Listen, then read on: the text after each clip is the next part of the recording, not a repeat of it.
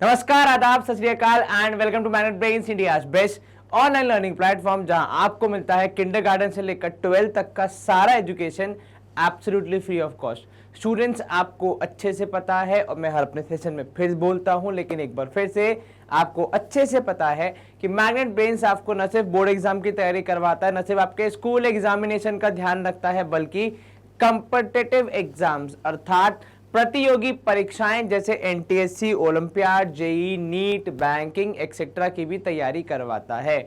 अगर आप इनमें से किसी भी चीज की तैयारी करना चाहते हैं या फिर अपने स्कूल एग्जाम में और बोर्ड एग्जाम में बहुत अच्छे मार्क्स लाना चाहते हैं, तो मैग्नेट ब्रेन्स हमेशा आपके साथ खड़ा है। आप यहाँ पे सारा कंटेंट देख सकते हैं, सारे वीडियोस को देख सकते हैं, कितनी भी बार, कितने भी दिनों तक, बिना कुछ भी पे किए। आपको किसी भी चैप्टर के लिए, किसी भी सेशन के लिए हमारे किसी भी माध्यम पे कुछ भी पे करने की जरूरत नहीं पड़ती है। माध्यम मतलब बेसिकली हम केवल YouTube के थ्रू ही नहीं कार्य करते हैं, बल्कि हमारी वेबसाइट भी है और हमारी ऐप भी है। इन दोनों को आप बिल्कुल निःशुल्क यूज कर सकते हैं। वेबसाइट को हमारी आप गूगल से एक्सेस कर सकते हैं या फिर किसी भी ब्राउजर से या सर्च इंजन से एक्सेस कर सकते हैं और वहां पे सारा कंटेंट देख सकते हैं। या फिर अगर आपको हमारी ऐप यूज करनी है तो वो भी आप प्ले स्टोर से बिना कुछ पे किए अर्थात निःशुल्क यूज कर सकते हैं। एकदम बढ़िया ऐप में, मजा आ जाएगा, यूज करके देखो एक बार अगर अब तक नहीं की है तो। इतना सारी बातें करने के बाद अगर आपको मेरी किसी भी बात पे मजा आया हो तो कृपया नीचे लाइक बटन को दबा दीजिए ताकि मेरे को मजा आ जाए। बाद में मतलब जब मैं ये सेशन को देखूंगा कितने लाइक्स आए, थोड़ा वो क्या होता है ना, मोटिवेशन मिलता है, उससे खुशी आ जाती है, मतलब मुस्कुराने लगते हैं हम लोग। चलिए, तो पिछले सेशन में आपने देखा मुझे बड़े बाल और बड़ी दाढ़ी के साथ, मतलब ऑब्वियस सी बात है पिछले सेशन से इस सेशन में कंपेयर करोगे थोड़ा सा चेंज आपको दिख रहा होगा। लेकिन अगर हम इन फालतू बातों पे गौर ना करते हुए और मेरी शक्ल को 2 मिनट के लिए साइड में रखते हुए पढ़ाई की बात करें तो हमने पिछले सेशन में क्या किया था, तो हमने भैया लीनियर इक्वेशन जो हमारा चैप्टर था 2 वेरिएबल वाला और पेयर वाला, एक ही चैप्टर है लेकिन उसमें 2 वेरिएबल भी हैं, पेयर भी है, लीनियर इक्वेशंस भी है।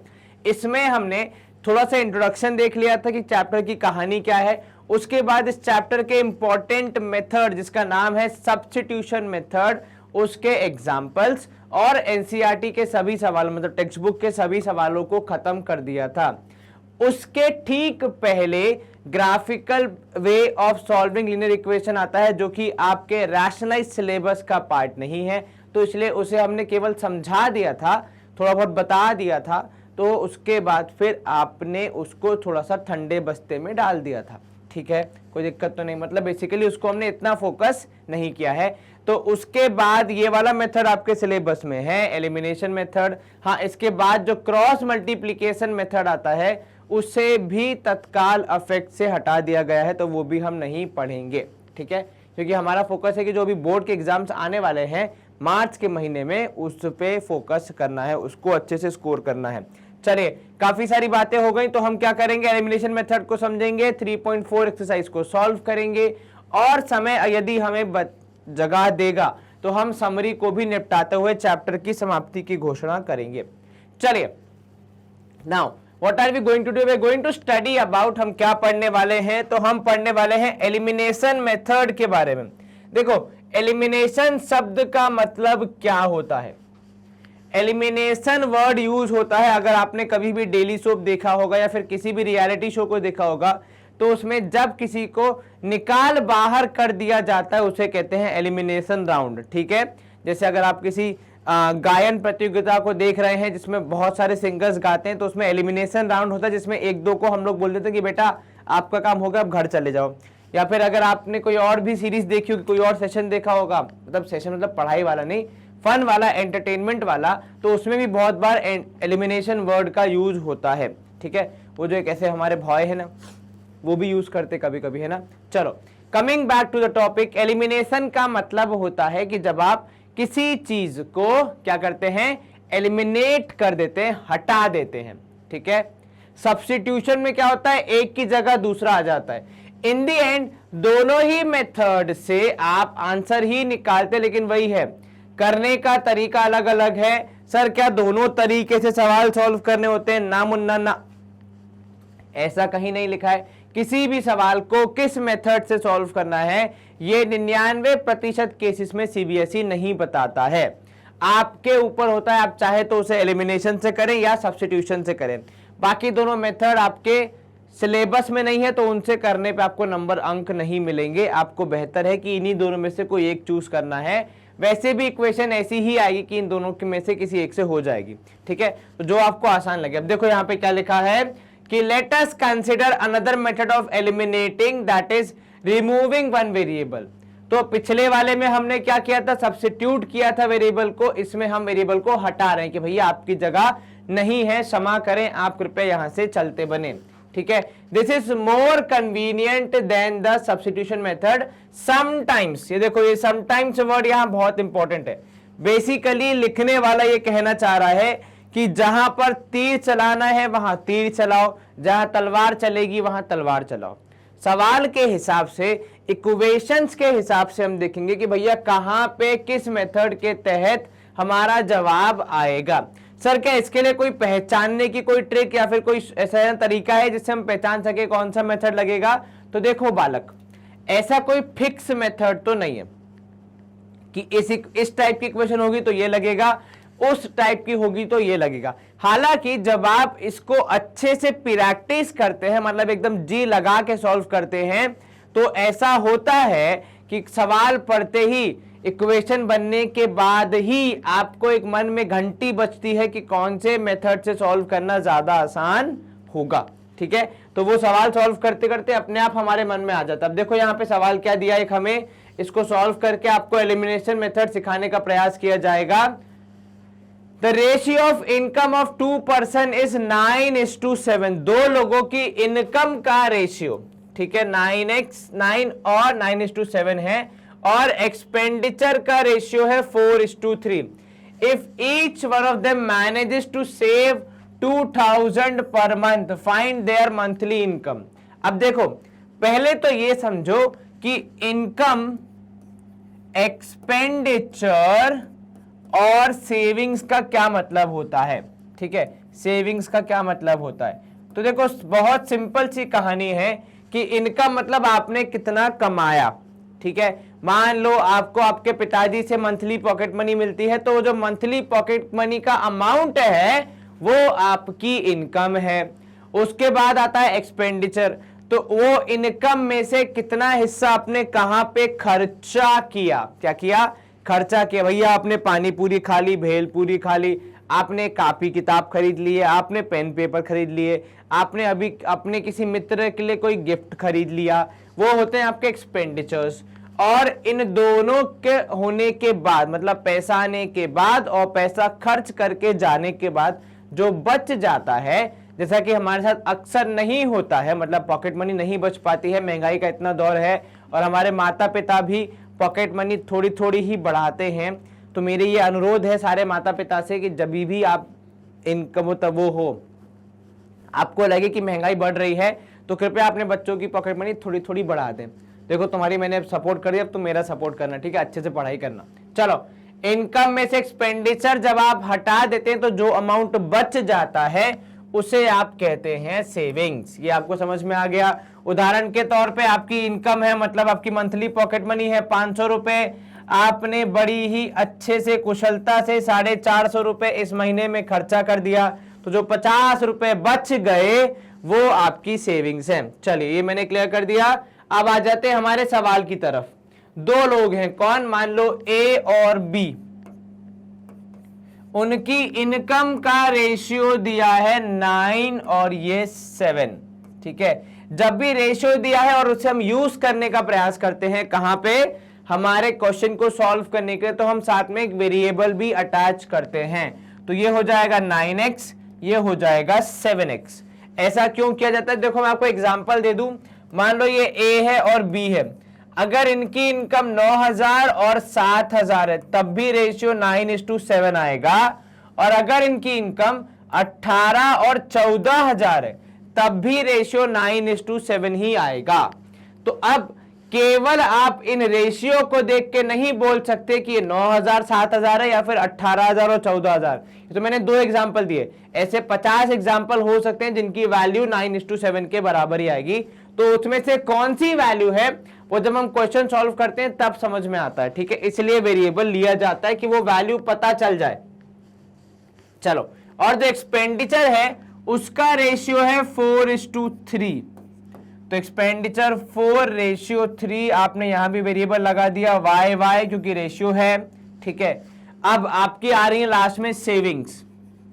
अब इनका कहना है कि कुल मिला के 2000 रुपए दोनों ही सेव कर रहे हैं, ए भी और बी भी। हमने क्या पढ़ा सर? हमने पढ़ा कि भैया जब आप इनकम में से एक्सपेंडिचर को माइनस कर देते हैं तो आपको सेविंग्स का पता चलता है। क्या बोला आपने गुरुदेव? गुरुदेव ने कहा कि इनकम में से एक्सपेंडिचर को घटा दीजिए तो आपको सेविंग्स के बारे में जानकारी हो जाती है कि नहीं? बढ़िया है, कोई दिक्कत तो नहीं, कोई समस्या तो नहीं। चलिए, अब आप क्या करेंगे? अब आपने देखो यहां पे आप चाहें तो सब्स्टिट्यूशन मेथड भी यूज कर सकते हैं, लेकिन क्योंकि सवाल हमारा जो कॉन्सेप्ट है वो एलिमिनेशन मेथड की तरफ है तो मैं उसी को यूज करके सवाल का जवाब निकालूंगा। मैं यहां पे क्या कर रहा हूं? एलिमिनेट करने के लिए। देखो, जब तक दो चीजें बराबर नहीं है, मतलब अगर आप हाथी के सामने हिरन को लड़ा दोगे तो फिर क्या ही मजा आएगा, ठीक है। मान लो ये आपका हाथी है, सर ऐसा कैसा हाथी है? तो मच्छर लग रहा है, मजाक मत उड़ाओ डायग्राम का, हमारे ये हाथी ही है। चलो मान लो अगर ये आपका हाथी था जो कि मैंने अभी हटा दिया, चला गया, उसको अगर मैं हिरन से लड़ाऊंगा तो कौन जीतेगा? सर हाथी अगर हिरन से लड़ेगा तो हाथी ही जीतेगा, है ना। तो इसी प्रकार अगर आपको एलिमिनेट करना है दोनों को, दोनों बराबर की टक्कर के होने चाहिए तभी एलिमिनेट हो पाएंगे, ठीक है। तो एलिमिनेशन का रूल क्या होता है कि जब एक वेरिएबल के जो दो इक्वेशन में कोएफिशिएंट्स हैं वो बराबर हो जाते हैं तब एलिमिनेशन हो पाता है। तो इसका नेक्स्ट स्टेप क्या होगा कि किसी एक वेरिएबल के दोनों इक्वेशन में जो कोएफिशिएंट हैं वो बराबर हो जाएं। तो मैं एक काम करता हूं, इसको मल्टीप्लाई कर देता हूं 7 से, इसको मल्टीप्लाई कर देता हूं 9 से, और इसको से मेरा मतलब से पहले टर्म को मल्टीप्लाई नहीं करना भैया, गणित है। अगर किसी एक टर्म में मल्टीप्लिकेशन होगा तो पूरी की पूरी इक्वेशन में होगा। तो 7 9 जा 63x माइनस 7 4 जा 28y, ठीक है, इज इक्वल टू 7 2 जा 14,000। कुछ इस प्रकार की कहानी बन रही है। नीचे 7 9 जा 63, 9 7 जा सॉरी 9 तिया 27y इज इक्वल टू 9 2 जा 18। चलो अब देखो यहां पे अगर आप इनको प्लस कर देंगे तो ये तो ऐड हो जाएंगे, कुछ एलिमिनेट नहीं होगा। और अगर मैं इनको माइनस कर दूं तो मुझे यहां पे कितना मिलेगा? तो सर ये मिलेगा 63 में से 63 minus 0 minus 28 plus 27, plus minus होगा माइनस, तो यहां पे बचेगा केवल माइनस y। 14 में से 18 गया तो माइनस 4000। अब क्योंकि दोनों तरफ माइनस है तो कैंसल, कुल मिला के y की वैल्यू आ गई 4000। काम हमारा कहां खत्म होगा? जब हम किसी एक इक्वेशन में y की वैल्यू रख के x की वैल्यू भी प्राप्त करेंगे, ठीक है। जैसे अगर आप पहली वाली इक्वेशन में डालेंगे y की वैल्यू तो 4 4 जा हो जाएगा 16। मैं यहां पे रंग चेंज करके लिख देता हूं ताकि हम x की वैल्यू निकाल पाए। तो 9x minus 4 into 4000 is equal to 2000। तो माइनस ये हो जाएगा कितना? 9x इज इक्वल टू 18,000, ठीक है। कितना होगा? 9x equal to 18,000। कहीं कोई दिक्कत तो नहीं? क्योंकि देखो 4 4 जा कितना होता है सर? 4 4 जा होता है 16। 16 को अगर मैं उस तरफ भेजूंगा तो 16 दूनी हो जाएगा 18। तो यहां पे आपको x की वैल्यू मिलेगी डिवाइड बाय 9 करने पे 2000, ठीक है। चलिए, और अगर हम इसको मान लें तो देखो यहां पे क्या होगा, हमारे एक्सपेंडिचर और इनकम में क्या कहानी हो रही है। पूछा क्या आपको? फाइंड देयर मंथली इनकम, ठीक है। तो इनकम हमने ये मानी थी x की वैल्यू 2000, तो यहाँ पे इनकम हो जाएगी कुल मिला के सॉल्व करके 9 दूनी 18,000 और यहाँ पे 7 2 जा 14,000। देखो मैंने तो पहले ही कहा था, एक बार चेक कर लो एक्सपेंडिचर की वैल्यू पुट करके कि क्या माइनस करने पे 2000 आ रहा है। 4 4 जा 16 आ रहा है, 18 में से 16 गया तो 2000 बचेगा, और 3 4 जा 12 मतलब 12,000। तो यहाँ पे आपका एक्सपेंडिचर है 16,000, इधर है जनाब 12,000, और दोनों को अगर हम माइनस करेंगे तो आंसर 2,000 ही आएगा। किस में से माइनस करना है? इधर में से माइनस करना है मुन्ना, कि ये 18,000 में से 16,000 गए, यहाँ 14,000 में से 16,000 गए।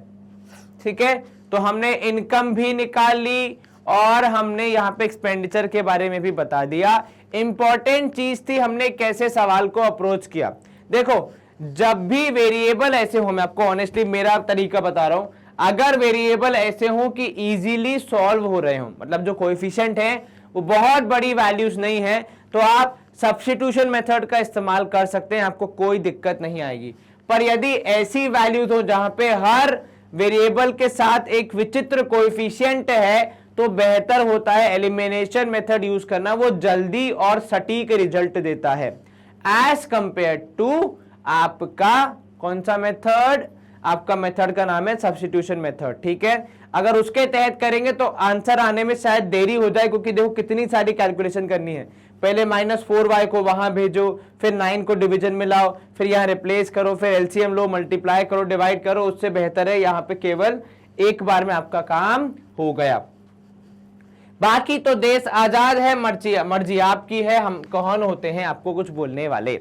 चलो जय, ये हो गया हमारा सवाल नंबर, एग्जाम्पल नंबर 11 हो गया।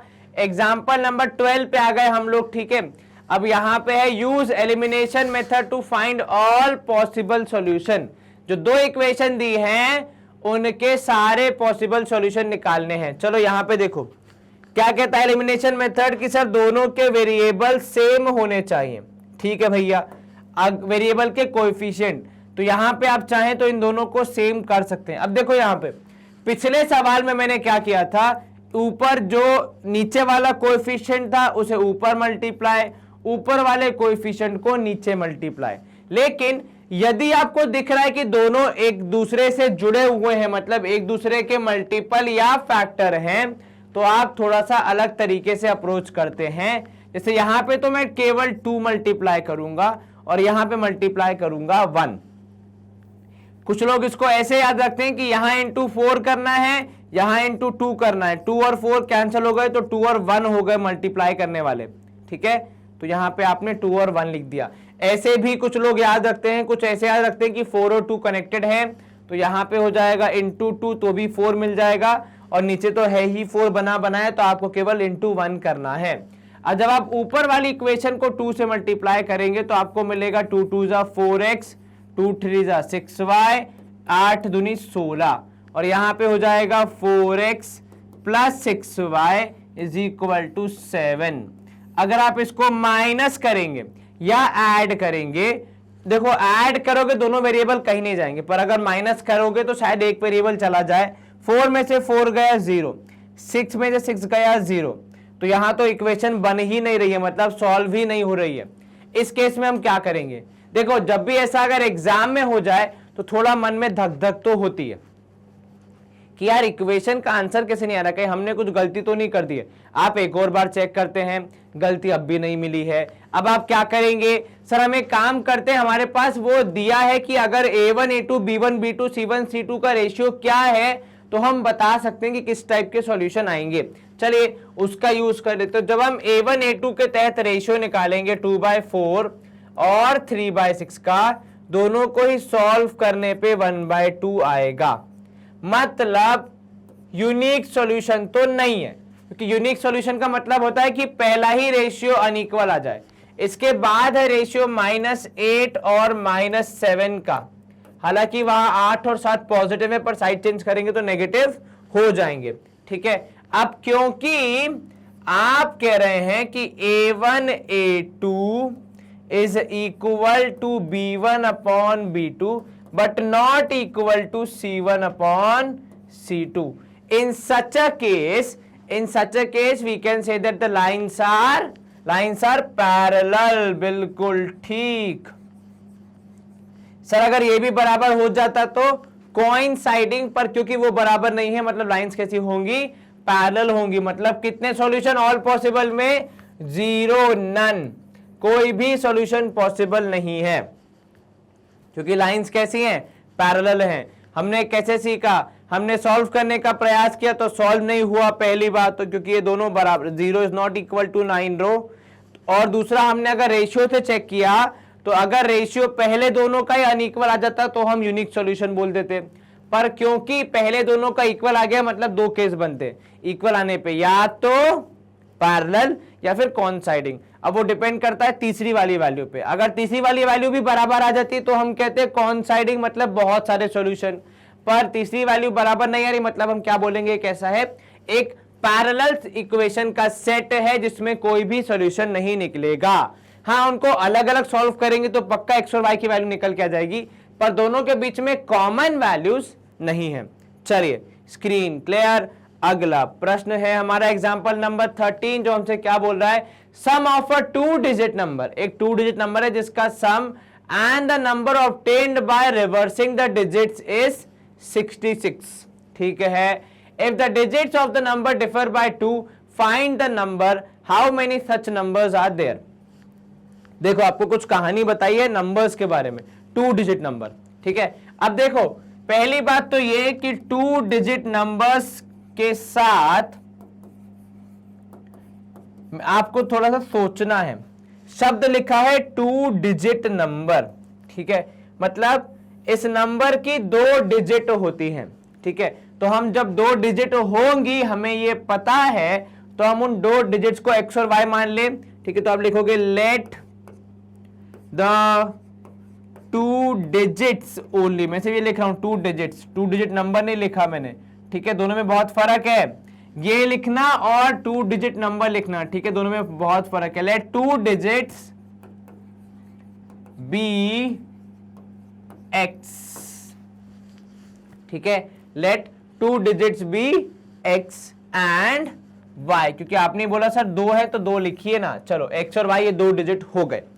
अब देखो, अगर मैं बाकी पूरा सवाल न भी पढ़ूं, मैं यहां से पढ़ना स्टार्ट करूं कि if the digits of the number differ by 2, मतलब दोनों के बीच का गैप कितना है, 2 का है। और जब भी हम गैप की बात करते तो हम क्या यूज करते हैं, माइनस साइन। तो दोनों के बीच का gap x minus y is equal to 2। Sir अगर मैं y माइनस एक्स लिखूं तो भी कोई दिक्कत नहीं है प्रभु, बस हाँ ये मान के चल रहे हैं अगर आपकी बड़ी वैल्यू है कहां पे, y की जगह पे और छोटी वैल्यू x की जगह पे, कोई नुकसान नहीं है। ठीक है, बस को थोड़ा सवाल से मैच कर लें जब भी सॉल्व करोगे। अब देखो यहाँ पे दोनों को माइनस करने पे 2 आ रहा है। अब आप क्या करेंगे, सर आगे जो हमें इक्वेशन दी है जो सबसे ज्यादा मुश्किल है कि सम ऑफ अ 2 डिजिट नंबर। अब देखो यहाँ पे ये जो x और y है वो तो डिजिट्स हैं, अभी आपने नंबर नहीं बनाया है, तो अब हमारी जो कहानी अटकी है वो नंबर बनाने पे अटकी है। सर जब डिजिट्स नहीं पता है तो नंबर कैसे बनाएंगे। एक बात बताओ, आपने 2 डिजिट नंबर के बारे में पहली बार कब सुना था। सर ये क्या पूछ लो आपने, ये तो हमें सर याद ही नहीं है, मतलब इतनी पुरानी बात है कि याद ही नहीं है। अब जरा सोचो स्पेसिफिकली कि आप 2 डिजिट नंबर को बोलते कैसे हो। फॉर एग्जाम्पल अगर मुझे इस संख्या को बोलना है तो मैं क्या बोलूंगा, सर आप बोलोगे 66, विच मीन्स कि ये जो पहला वाली जो 60 है इसका मतलब होता है 60 और ये होता है 6, यही होता है ना। अगर आप मान लो आपका नंबर है 72 तो पहला वैल्यू 70, दूसरा वैल्यू 2। कहानी में जो मैं आपको समझाना चाह रहा हूं, मान लो आपने बोला 84 तो 84 बोला आपने तो 84। What we can see is कि एक वैल्यू के एंड में 0 आ रहा है, मतलब कि वहां पे 10 से मल्टीप्लिकेशन हुआ है। तो सर 10 से मल्टीप्लिकेशन क्यों हुआ होगा, क्योंकि सर जब भी आप कोई 2 डिजिट नंबर लिखते हैं तो ये जो पहली वाली प्लेस होती है ये इसकी वैल्यू होती है 10। तो यहां पे हम चर्चा करने वाले हैं प्लेस वैल्यू की। ठीक है, प्लेस वैल्यू में पहले वाली जो वैल्यू है उसकी वैल्यू हो जाती है 10 और दूसरे वाले की वैल्यू हो जाती है 1। तो जब हम x और y की बात कर रहे हैं तो हम कह रहे हैं कि x की प्लेस वैल्यू है 10 और y की प्लेस वैल्यू 1। क्या आपको ये नंबर बनाना समझ में आया, क्यों मैंने x के साथ 10 मल्टीप्लाई किया और क्यों मैंने y को छोड़ दिया, क्योंकि जब भी आप 2 डिजिट नंबर बनाते हैं तो उसमें एक वैल्यू की प्लेस वैल्यू होती है 10, एक डिजिट की प्लेस वैल्यू होती है 10, दूसरी डिजिट की प्लेस वैल्यू होती है 1। ठीक है, तो जब आप नॉर्मली केवल डिजिट्स को लिख रहे हैं एक्स और वाई, तब आप कुछ भी कंसिडर नहीं करेंगे। पर जब आप नंबर बना रहे हैं, क्योंकि देखो यहां पे साफ साफ लिखा है कि आपको नंबर बनाना है, 2 डिजिट नंबर और उसके रिवर्स करने पर। ठीक है, अब सर अगर रिवर्स किया तो क्या होगा? तो देखो रिवर्स किया तो आपका ये होना चाहिए कि y की जगह आ जाएगा x, और इनको सम करने पे, मतलब बेसिकली इन चारों को ऐड करने पे, तो प्लस करने पे आपको कितना मिलेगा? 66 मिलेगा। एक बार दोबारा समझें, एक नंबर है जिसको उसके रेसिप्रोकल के साथ ऐड करने पे या रिवर्स करने पे आपको मिल रहा है 66। रेसिप्रोकल और रिवर्स में फर्क होता है भैया, ध्यान रखना, मेरे मुंह से निकल गई भैया, गलती हो गई। लेकिन अगर आप ऐसे देखें तो रेसिप्रोकल और रिवर्स में फर्क होता है, तो उस फर्क का ध्यान रखते हुए किसी भी सवाल को अप्रोच करना, वरना गलती हो जाएगी। चलो अब यहां देखो, 10y + x = 66, दोनों को ऐड करने पे आ रहा है 66, मैंने दोनों को ऐड कर दिया है। यहां पे अगर आप देखेंगे 10x + x हो जाएगा 11x, 10y + y हो जाएगा 11y = 66। आप 11 कॉमन लेंगे तो आपको मिलेगा x + y, 11 common, it would go to division, तो आपको मिलेगा x + y = 6, क्योंकि 11 यहां मल्टीप्लीकेशन से साइड चेंज करके डिवीजन में जाएगा, तो x + y वुड बी = 6। क्या आपको ये समझ में आया? दूसरी इक्वेशन x - y = 2, ये भी समझ में आ गई। अब अगर आप दोनों इक्वेशंस को सॉल्व करने का प्रयास करेंगे तो आपको आपका आंसर मिल जाएगा। तो पहली इक्वेशन x + y = 6, दूसरी x - y = 2। ये तो सीधा साधा क्वेश्चन है, दोनों को ऐड कर दो, x + x हो जाएगा 2x, +y - y कैंसिल होके 0, एक एलिमिनेट हो गया, छोड़ दो 8, x की वैल्यू 8/4 दैट इज = 4। सर कौन सा गणित है ये? 8/4 = 2, तो x की वैल्यू 2 होगी और y की वैल्यू होगी 4। कहां से निकालोगे? देखो इतनी इक्वेशन है भाई, किसी भी निकाल लो। ठीक है, तो यहां पे अगर आप देखेंगे तो देखो यहां पे भी अगर मैं सॉल्व करूंगा या वहां पे यूज करूंगा तो x की वैल्यू 2, तो y की वैल्यू 4, तो यही इक्वेशन बेसिकली हो जाएगी y - x = 2। आंसर कितना आएगा? 2 आएगा, बस y पहले x बाद में। अगर आप ये वाली इक्वेशन यहाँ पे यूज करते तो भी आपका आंसर आ जाता, कोई दिक्कत नहीं आती। तो हमारा आंसर आ रहा है कि भैया x की वैल्यू है 2, y की वैल्यू है 4, तो नंबर हो जाएगा 24। किसी किसी का नंबर 42 भी आ सकता है, तो उसमें कोई आपत्ति नहीं है, आंसर आएगा 66। इसके अलावा और कोई नंबर होगा क्या? सर अगर हम इक्वेशंस को चेक करें तो रेशियो बराबर नहीं आ रहा है। ये हमारी दो इक्वेशन है, आपने अगर रेशियो को चेक किया तो हमारा जो इक्वेशन है उसमें क्या हो रहा है? रेशियो बराबर नहीं आ रहा है, मतलब एक यूनिक वैल्यू ही होने के चांसेस प्रबल हैं। तो यहाँ पे आप क्या करेंगे कि भैया देखो एक ही सॉल्यूशन है, शायद ज्यादा सॉल्यूशन नहीं है। ये आपको पूरा समझ में आ गया। Equation formation of a number समझ में आना चाहिए, वो इंपॉर्टेंट है। क्या किया हमने प्लेस वैल्यू का यूज किया कि जो पहली वैल्यू है, जो पहला डिजिट है, जब वो x के साथ जाएगा, जब वो पहले प्लेस पे जाएगा, तो मतलब उसकी प्लेस वैल्यू कितनी होगी और y की प्लेस वैल्यू कितनी होगी। तो एक की अगर 2 डिजिट नंबर है तो एक की प्लेस वैल्यू 10, दूसरे की 1। आप चाहे दुनिया कोई सा भी 2 डिजिट नंबर उठा के देख ले, हमारे बोलने का तरीका भी वही होता है। 42, 40, 4 0, 40, 4 × 10 और 2, पहले में 10 मल्टीप्लाई, दूसरे में कुछ भी नहीं। ठीक है, चलिए सवाल नंबर 13 था, जो कि एग्जांपल हमने वो सॉल्व कर दिया है, क्लैरिफाई भी कर दिया है कि आंसर आएगा कितना? आंसर आएगा 24। किसी किसी का आंसर 42 भी आ सकता है, बात बराबर ही है, दोनों ही वैल्यूज हमने निकाल दी, 24 भी हो सकता है, 42 भी हो सकता है। ठीक है, चलिए स्क्रीन क्लियर हो चुकी है, अब हम मूव करेंगे अगले प्रश्न की ओर। अब यहाँ पे हमारा एग्जाम्पल हो गए हैं समाप्त और एक्सरसाइज स्टार्ट हो गई है, और हमसे कहा गया है कि इन सवालों को कैसे सॉल्व करना है, पहले एलिमिनेशन से करना है और फिर सब्स्टिट्यूशन से। अब ये जो एक्सरसाइज है ये इंपॉर्टेंट है, मतलब स्पेशली ये जो क्वेश्चन है ये आपके लिए इंपॉर्टेंट है क्योंकि ये आपको फर्क समझाएगा कि किस क्वेश्चन को कैसे अप्रोच करना हमारे लिए ज्यादा इजी होगा। पहला वाला सवाल जो है हमारा, उसमें इक्वेशन है x plus y is equal to 5 and 2x minus 3y is equal to 4। अब देखो जो ऊपर वाली इक्वेशन, दोनों में x की वैल्यू कितने, x और y का कोएफिशिएंट कितना है, 1 है। तो आप नीचे में से कोई से भी इक्वेशन में से कोई एक कोएफिशिएंट उठा के इसको सॉल्व कर सकते हैं। उदाहरण के तौर पे यदि आपका मन कह रहा है कि आपको y को एलिमिनेट करना है तो आप क्या करेंगे, इंटू 3 कर देंगे। जैसे ही आप इंटू 3 करेंगे पहली इक्वेशन चेंज हो जाएगी, 3x plus 3y is equal to 5 3 15। अच्छा, कुछ लोग क्या होता है, मतलब मैं ये नहीं कह रहा हूं जानबूझ के, पर गलती से जल्दबाजी में केवल यहीं पे वेरिएबल को मल्टीप्लाई करते हैं और इक्वल टू के उस तरफ मल्टीप्लाई करना भूल जाते हैं। तो ये सावधानी पूर्वक करें, किसी को भी छोड़ना नहीं है।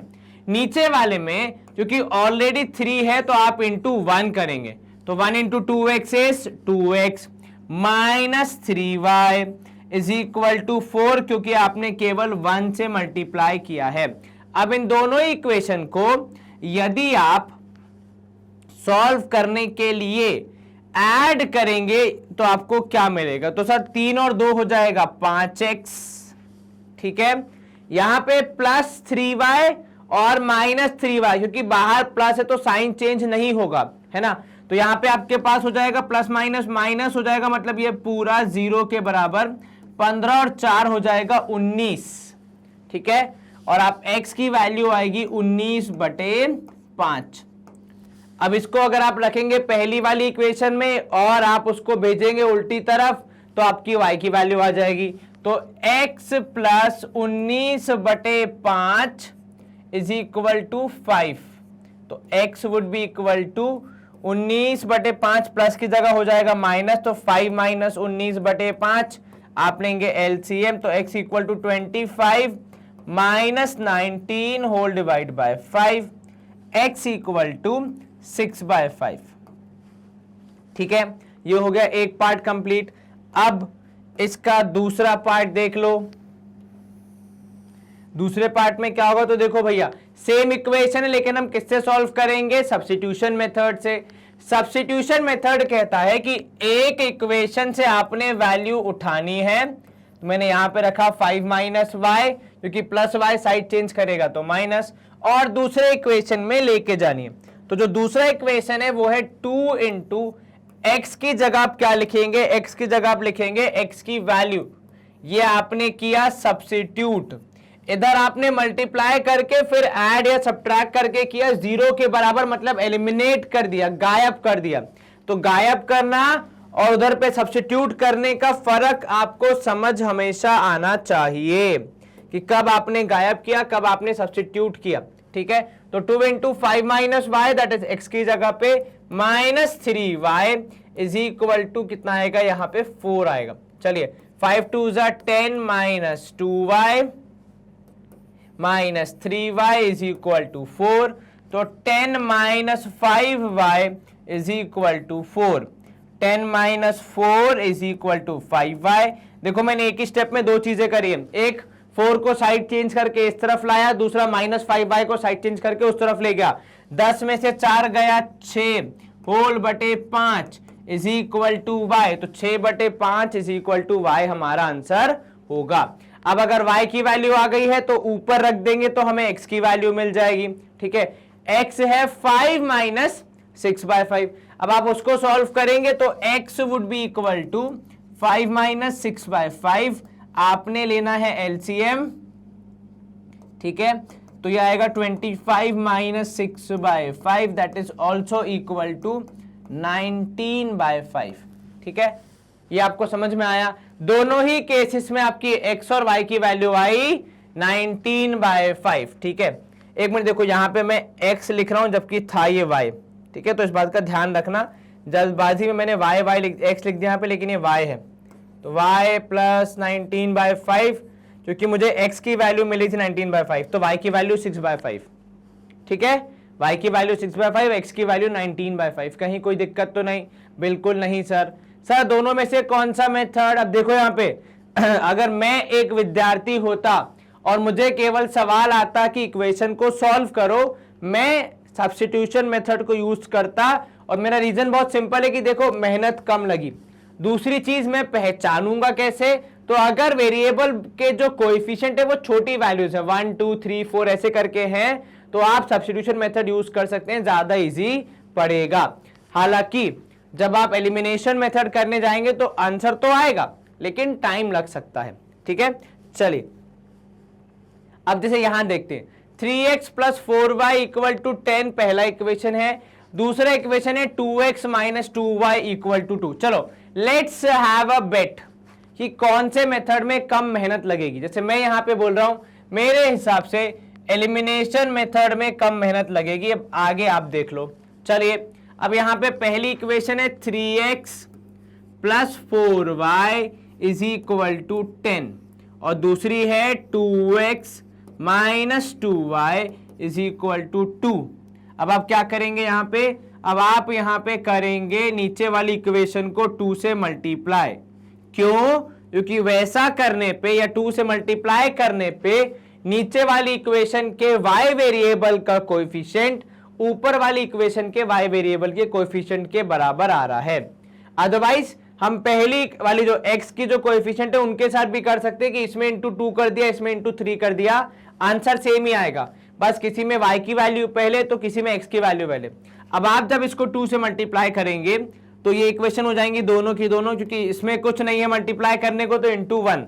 जब आपने 1 से मल्टीप्लाई किया तो 3x plus 4y is equal to 10, 4x minus 4y is equal to 4। हमेशा पूरी इक्वेशन में मल्टीप्लाई करना है भैया। अब देखो एक प्लस है एक माइनस है, अगर आप इनको माइनस करेंगे तो ये माइनस माइनस मिलके हो जाएगा प्लस, तो एलिमिनेशन नहीं होगा। क्या करेंगे आप करेंगे प्लस, तो ये हो जाएगा 7x प्लस माइनस माइनस तो माइनस 0, 10 और 4 14, x की वैल्यू आएगी 14/7 that is also equal to 2। अच्छा एक और बात, कई बार क्या होता है हमें समझ नहीं आता कि प्लस करना है कि माइनस करना है। कोई दिक्कत नहीं है, आप दोनों में से कोई एक करके देख लो। अगर जो आंसर आ रहा है मतलब आपने सही किया है, नहीं आ रहा है तो फिर आप वहीं पे फ्लिप कर देना, प्लस की जगह माइनस का अटेम्प्ट कर लेना। ठीक है, देखो कुल मिला के कहानी यही होती है कि प्लस या माइनस करने पे एटलीस्ट एक वेरिएबल तो गायब होना चाहिए। यहाँ पे y पूरा का पूरा गायब हो गया। अब आप y की x की वैल्यू दी है 2, आप रख दो इक्वेशन में, तो मैं सेकंड वाली इक्वेशन में रख रहा हूं। जब मैं इसमें रखूंगा 2x, x की जगह पे 2 रखूंगा मैं, तो 2 into 2 minus 2y is equal to 2, तो 4 minus 2y is equal to 2। आप इसको यहां भेजेंगे, इसको यहां लेके आएंगे, 4 minus 2 is equal to 2y।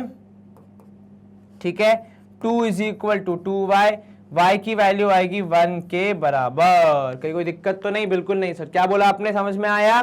-2 वहां जाएगा तो प्लस 2y, 2 जो उस तरफ था वो साइड चेंज करके इस तरफ लाएगा तो यहाँ पे सॉल्व हो गया और हमारा आंसर आया y की वैल्यू इज इक्वल टू 1। कोई दिक्कत हो तो बताना बिल्कुल। किसको सर? अपने चित परिचित अपने मित्रों को, क्योंकि शेयरिंग इज केयरिंग। चलो, तो it is not only about food, it is about feelings to.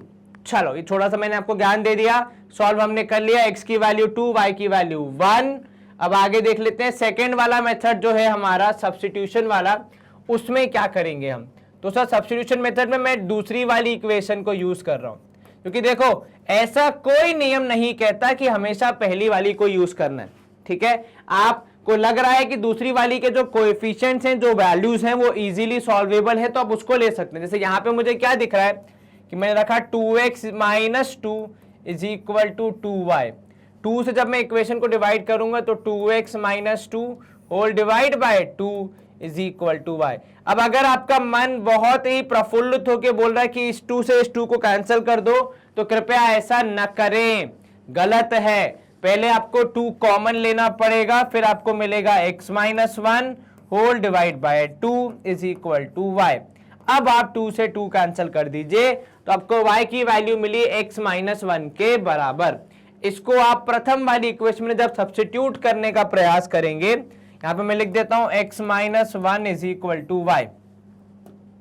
First equation में आपने लिखा 3 इंटू एक्स, क्योंकि आपने x नहीं y की वैल्यू सब्स्टिट्यूट करनी है, ठीक है, प्लस 4 इंटू, अब आएगी y की वैल्यू की जगह x की value which is equal to x minus 1, ठीक है।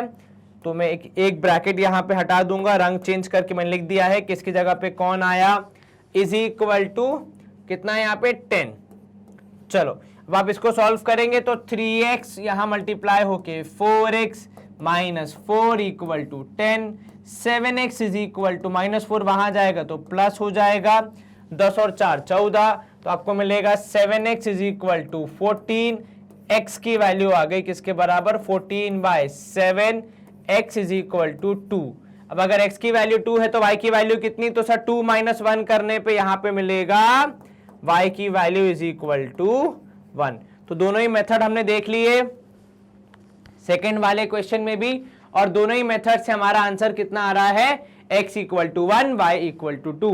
मेहनत आपको किस में लगी कम, देखो मेरे को तो एलिमिनेशन में कम लगी, सब्स्टिट्यूशन में थोड़ी ज्यादा लगी मेरे हिसाब से। तो एलिमिनेशन से कर सकते हैं, सब्स्टिट्यूशन से भी कर सकते हैं। एग्जाम में कभी भी, बहुत ही रेयर केसेस में आता है एग्जाम में कि आपको मेथड मेंशन किया हो, अदरवाइज मैक्सिमम केसेस में एग्जाम में आपको क्या बोल दिया जाता है कि भाई साहब आप बड़े बच्चे हो, खुद ही देख लो कौन सा मेथड यूज करना है, हमें मत कहिए कि क्या बताना है, क्या क्या करना है, ठीक है। चलिए, हमें मतलब जो सवाल बनाने वाला है वो व्यक्ति बोलता है कि हम डिसाइड नहीं करेंगे। चलो यहां पे देखो 3x is equal to 9 minus 3x minus 5y minus 4 equal to 0 and 9x is equal to 2x plus 7। देखो इसमें पहला काम आपने ये करना है कि दोनों इक्वेशन को एक जैसे फॉर्म में ले आओ। तो 3x minus 5y is equal to 4, ये हमारा जाना पहचाना फॉर्म है। 9x minus 2y is equal to 7।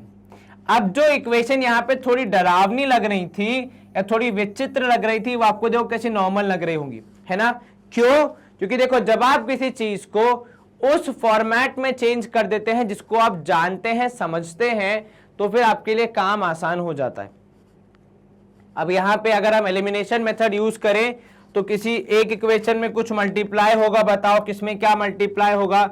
Sir 9 और 3 दोनों एक दूसरे के पुराने दोस्त हैं, तो अगर मैं ऊपर वाली इक्वेशन में 3 मल्टीप्लाई कर दूं तो वो नीचे वाली इक्वेशन के करीब आ जाएगा। कौन? एक्स वेरिएबल का कोएफिशिएंट। 1 से क्यों मल्टीप्लाई किया नीचे? क्योंकि कुछ और मल्टीप्लाई करने की जरूरत नहीं है, ऊपर वाली इक्वेशन अपने आप ही मैच करना चाह रही है हमसे, ठीक है। चलो ऊपर वाली इक्वेशन में आपने 3 मल्टीप्लाई किया तो 3 3 जा 9x माइनस 5 3 जा 15y इज इक्वल टू 4 3 जा 12। यहां पे भी आएगा 9x माइनस यहां पे 2y इज इक्वल टू 7। अब अगर आपके दिमाग में आ रहा है कि सर मैं ऐसा ना करके पूरा मल्टीप्लाई कर दूं, तो मतलब ऊपर वाली इक्वेशन में 9 मल्टीप्लाई कर दूं, नीचे वाली में 3 मल्टीप्लाई कर दूं, देखो उससे आंसर अलग नहीं आएगा, पर हाँ वैल्यूज बड़ी बड़ी होने पे शायद आपको थोड़ा सा डर लग सकता है या फिर आपसे कुछ गलती हो सकती है, तो ध्यान रखें, ठीक है। ऐसी गलती नहीं होनी चाहिए सवाल सॉल्व करते समय, इसीलिए जितना सिंपल कैलकुलेशन हो सके उतना सिंपल करने का प्रयास करो, आपको आंसर आसानी से मिल जाएंगे। ये दोनों इक्वेशन हमने सॉल्व कर ली हैं, मतलब हमने मल्टीप्लाई तो कर ही लिया है, कॉमन हमें दिख भी रहा है क्या है, तो हम करेंगे माइनस 9 में से 9 गया, कितना बचेगा सर 0। 15 में से 2 गया तो आपके पास बचेगा माइनस 13, और इधर पे 12 में से 7 गया तो 7 और 5 होता है 12, तो y की वैल्यू आएगी 5/-13, नेगेटिव आएगा बेसिकली, ठीक है। ध्यान रखना भैया। अब इसको जब आप ऊपर रखेंगे और x की वैल्यू सॉल्व करने का प्रयास करेंगे, देखो यहां पे एलिमिनेशन मेथड थोड़ा लंबा जा रहा है क्योंकि y की वैल्यू ऐसी विचित्र आई है कि सॉल्व करने में 2-4 मिनट लग ही जाएंगे। चलो यहां पे आपने क्या करना है सर, आपने y की वैल्यू रखनी है तो 3x माइनस 5, कितनी है y की वैल्यू सर? y की वैल्यू है -5/13 या 5/-13, कैसे भी लिखो एक ही बात है, मतलब तो वही निकलता है, इज इक्वल टू 4। तो ये हो जाएगा 3x, थोड़ा अच्छे से लिखेंगे हम, 3x माइनस माइनस हो जाएगा plus whole divide by 25/13 is equal to 4।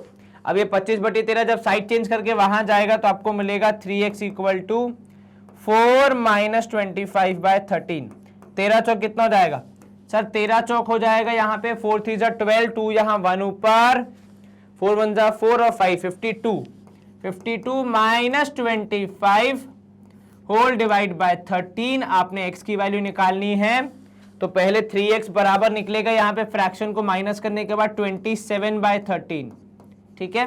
तो x की वैल्यू ये जो 3 मल्टीप्लीकेशन में साइड चेंज करेगा डिवीजन में आएगा, तो आपको मिलेगा x इक्वल टू 27/13 इंटू 3, क्योंकि 3 और 27 पुराने दोस्त है, माइनस होकर आंसर आएगा 9/13, कितना 9/13।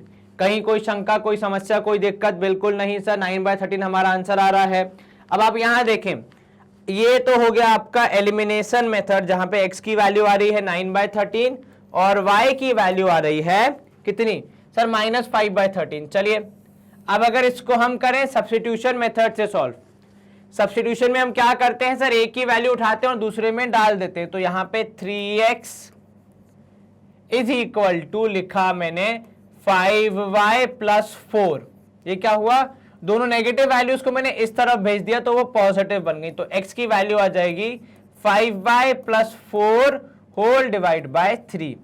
इसको मैं दूसरी इक्वेशन में रख रहा हूं, और क्योंकि सब्स्टिट्यूट ही करना है तो कुछ किसी से कंपेयर तो करना नहीं है तो मैं काहे के लिए उसको स्टैंडर्ड फॉर्म में लेके आऊं। अब यहां तो एलिमिनेशन मेथड में स्टैंडर्ड फॉर्म में लाने का रिवाज है, लाने की परंपरा है, तो इसीलिए हमने उसको यहां पे स्टैंडर्ड फॉर्म में रखा है, ठीक है। चलो तो आपने रखा यहां पे 9 इंटू ब्रैकेट के अंदर is equal to 9 into what, bracket के अंदर क्या आएगा? तो ब्रैकेट के अंदर आएगा यहां पे 5y + 4 होल डिवाइड बाय 3, क्योंकि अगर आप देखें इक्वेशन में तो सबसे पहले LHS में वही लिखा है, and this is equal to 2y + 7। चलो इसको सॉल्व करेंगे, यदि हम 3 से 9 कैंसिल, 3 बचेगा, 3 अंदर मल्टीप्लाई होगा तो 15y + 4 3 जा 12 इज इक्वल टू 2y + 7। अब आप इसको सॉल्व करेंगे तो 15y में से 2y माइनस, इधर -12 हो जाएगा और प्लस हो जाएगा 7। सॉल्व करेंगे आप तो 13y इज इक्वल टू -5, तो y की वैल्यू हो गई -5/13। हमारी वही आई थी, -5/-13 लिखो या फिर -5/13 लिखो, माइनस साइन ऊपर नीचे लिफ्ट में घूमता रहता है, उसको कोई दिक्कत नहीं होती है, ठीक है। चलो ये तो आ गई y की वैल्यू। अब आप इसको रखेंगे पहले वाले इक्वेशन में जहां पे आपने x डिफाइन किया है, ठीक है। तो इस पे आपका ध्यान जाना चाहिए अब कि जहां पे आपने x डिफाइन किया कि y इज -5/13, तो इसके हिसाब से x इक्वल टू 5 इंटू -5/13, ये आपने रखा x की y की जगह +4 होल डिवाइड बाय 3। इसको जब आप सॉल्व करेंगे ये हो जाएगा -25, फिर कैंसिल होके सॉल्व होके फाइनली उत्तर आएगा 9/13। चलिए कहीं कोई शंका तो नहीं, कोई दिक्कत तो नहीं? 9/13 x की वैल्यू, y की वैल्यू है -5/13, दोनों ही मेथड से। अगर कोई समस्या, कोई शंका, कोई परेशानी हो तो कृपया हमें सूचित करें, मतलब हमें बताएं, हम आपकी समस्या दूर करेंगे। पढ़ाई से संबंधित कृपया ये मत बोलना कि सर मेरे दोस्त ने मेरा पेन चुरा लिया, वापस दिला दो। पढ़ाई से संबंधित, ठीक है। चलिए आपकी समस्याएं सॉल्व करके देखोगे, अगर तो -25 हो जाएगा, +4 है वहां पे, तो ये हो जाएगा कितना? -25 + 4 करोगे, फिर होल डिवाइड बाय 3, तो आपको आपका आंसर मिलना चाहिए। कहीं कोई दिक्कत हो तो बिल्कुल आप हमें सूचित करें, ठीक है। 5 5 25, ठीक है ना, कहीं कोई दिक्कत तो नहीं? x की वैल्यू हाँ आ जाएगी। चलो इसी के साथ हम करेंगे स्क्रीन को क्लियर और मूव करेंगे नेक्स्ट क्वेश्चन की तरफ। अब यहाँ पे हमारे पास इसका 4th पार्ट आ गया, जो कि हमसे क्या कह रहा है कि भैया देखो वही कहानी है कि सब्स्टिट्यूशन और एलिमिनेशन मेथड दोनों से सॉल्व करना है। दिखने में थोड़ा खतरनाक लग सकता है पर एक्चुअली है नहीं, ठीक है। देखो यहाँ पे सबसे पहले अगर हम बात करें एलिमिनेशन मेथड की, तो x/2 + 2y/3, x/2 + 2y/3 is equal to -1, ठीक है।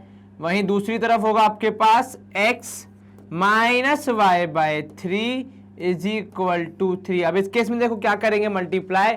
अगर आप पहले वाले को सेम करना चाह रहे हैं x वाले को, तो आप चाहें तो दूसरी वाली इक्वेशन में हाफ से मल्टीप्लाई कर दें और इनको तो 1 से मल्टीप्लाई कर देंगे।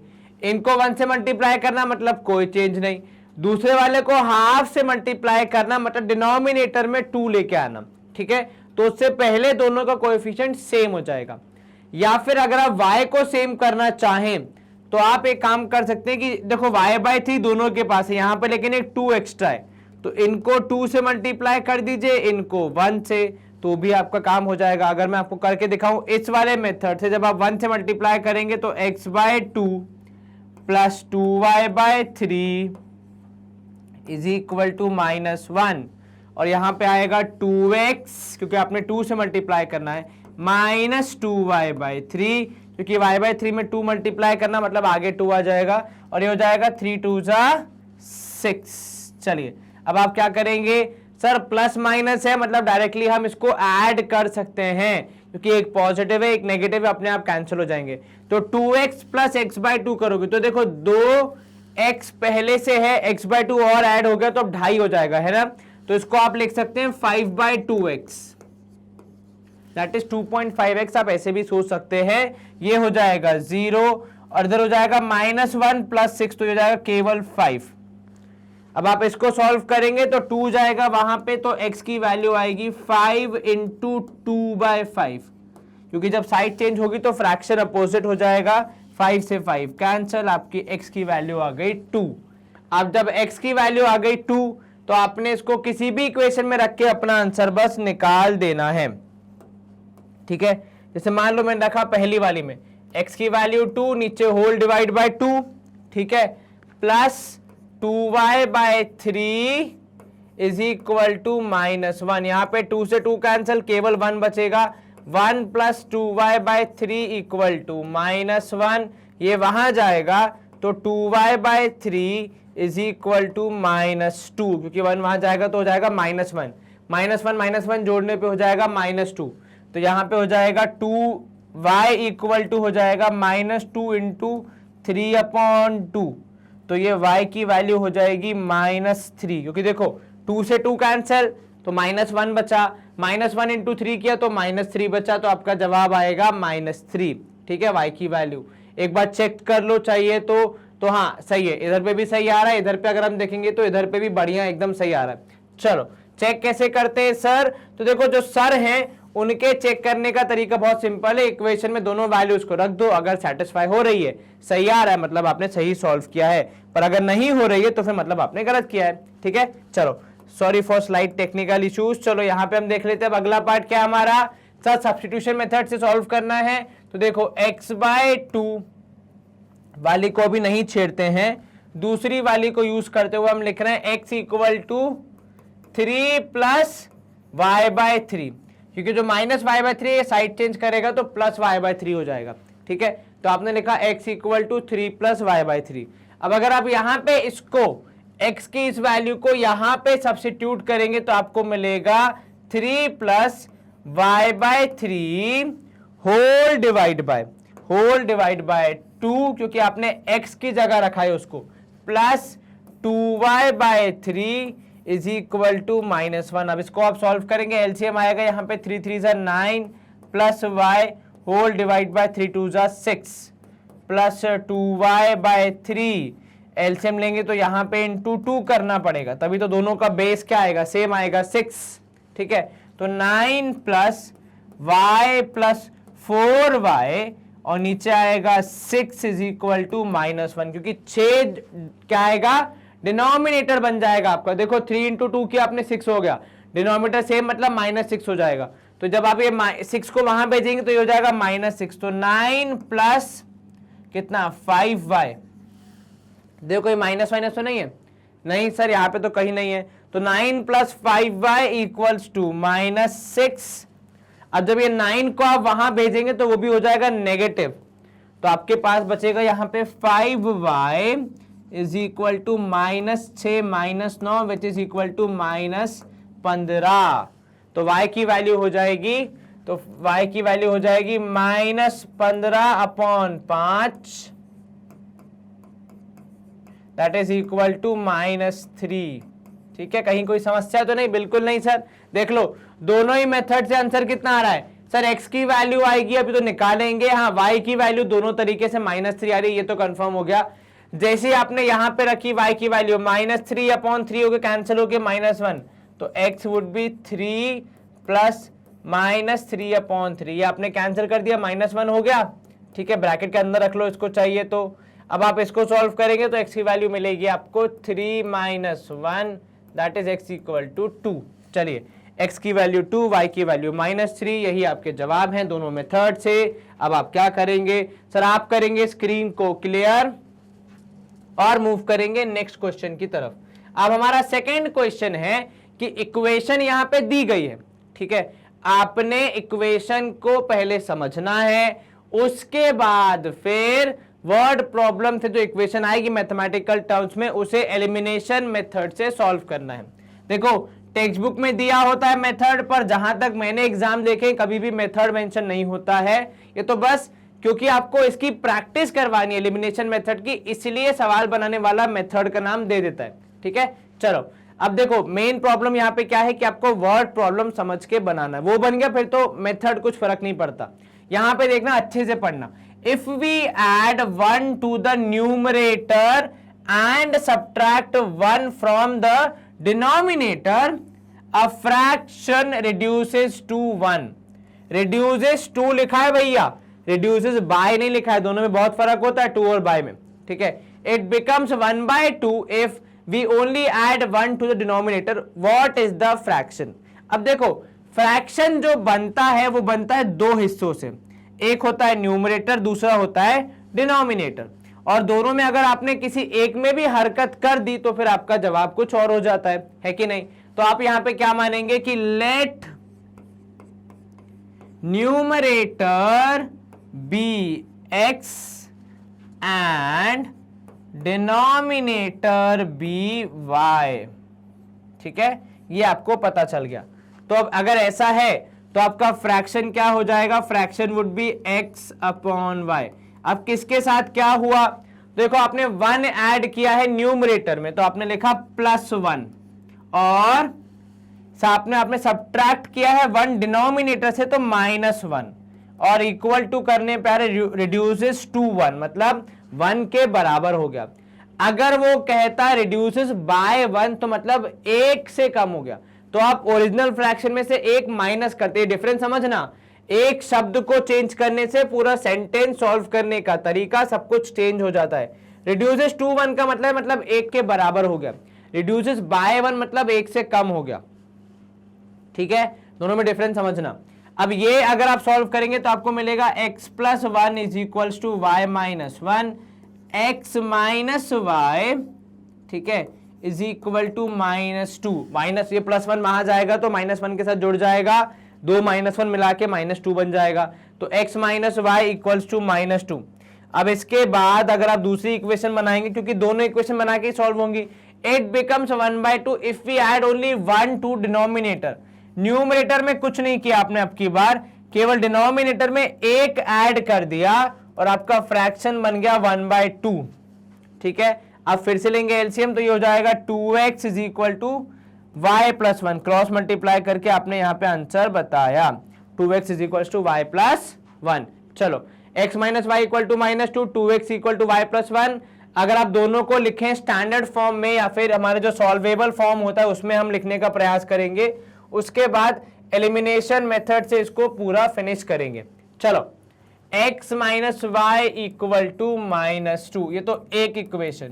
दूसरी क्या हो जाएगी, 2x - y = 1 + 1। ठीक है, ये कैसे आया, तो सर ये देखिए y उस तरफ जाएगा तो हो जाएगा -y। अब क्योंकि दोनों y नेगेटिव हैं, अगर मैं दोनों को सब्ट्रैक्ट कर दूं तो मेरा काम बन जाएगा, x - 2x हो जाएगा -x, -y +y हो जाएगा 0, और -2 - 1 हो जाएगा -3, तो कुल मिला के x = 3 के बराबर।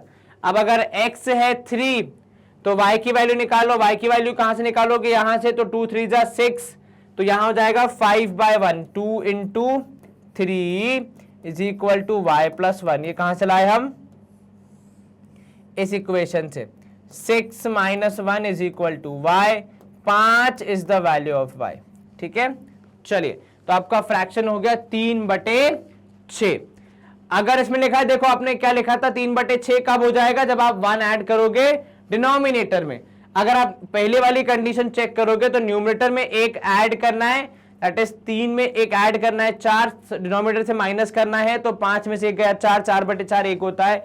आपका फ्रैक्शन यहां पे लिख दो, तो फ्रैक्शन हो जाएगा कुल मिला के 3/5। और सवाल की दी हुई दोनों कंडीशन को हमारा आंसर वेरीफाई कर रहा है, मतलब हमने सही सॉल्व किया है। हाँ, फ्रैक्शन वाले क्वेश्चन में प्लीज लास्ट में फ्रैक्शन क्या है वो लिख के आए, बक्से में बंद करके टीचर को अच्छे से हाईलाइट करके आए कि ये हमारा उत्तर है। ये चीजें बोर्ड्स में काफी काम आती है। चलिए अब दूसरा है यहाँ पे 5 years ago, ये देखो एज वाला क्वेश्चन आ गया। Noori was thrice as old as Sonu, 10 years later Noori will be twice as old as Sonu, how old are Noori and Sonu. ये कब की एज पूछ रहा है, वो आज की, प्रेजेंट की, कि अभी कितने साल के हैं वो। ठीक है, चलो तो भाई देखो प्रेजेंट एज को मान लेते हैं एक्स और वाई, तो आपने लिखा present age be x and y. किसकी एज एक्स, किसकी एज वाई, तो मान लेते हैं कि भाई नूरी की एज है एक्स और सोनू की एज है वाई। 5 years ago, 5 साल पहले जाना है, तो 5 साल पहले क्या हो जाएगा, तो आप लिखोगे नाउ 5 years ago, 5 साल पहले क्या हुआ था सर, दोनों की उम्र 5 साल कम होगी, तो x -5 और y -5। क्या दोनों के बीच में कुछ कनेक्शन है? Noori was thrice old as Sonu, जितने भी साल का सोनू था उसका 3 गुना थी नूरी की उम्र। तो ऐसे लिखते हैं, ये सोनू की उम्र थी y, 5 साल पुरानी, मतलब -5 कर दिया, जितने साल का वो था उसका 3 गुना, तो into 3 was equal to Noori age. चलो सॉल्व करोगे इसको, तो x -5 is equal to 3y -15।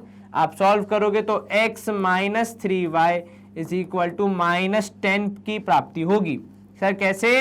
तो देखो 3y इधर आएगा तो प्लस का माइनस, -5 वहां जाएगा तो पॉजिटिव, -15 में से 5 पॉजिटिव हटाओगे तो -10 बचेगा। यस सर, ये तो हो गई 5 साल पहले की कहानी। उसके अब एक और कहानी दी हुई है यहाँ पे, वो भी हमें पढ़नी चाहिए, तो कि अगर 2 वेरिएबल हैं तो 2 इक्वेशन तो कंपलसरी है। 10 years later, 10 साल बाद, तो 10 साल बाद मतलब ये भी 10 साल बड़ी हो जाएगी और सोनू भी 10 साल बड़ा हो जाएगा। Noori would be twice as old as Sonu, जितना भी सोनू है उसका ट्वाइस, तो 2 टाइम्स कर दिया आपने।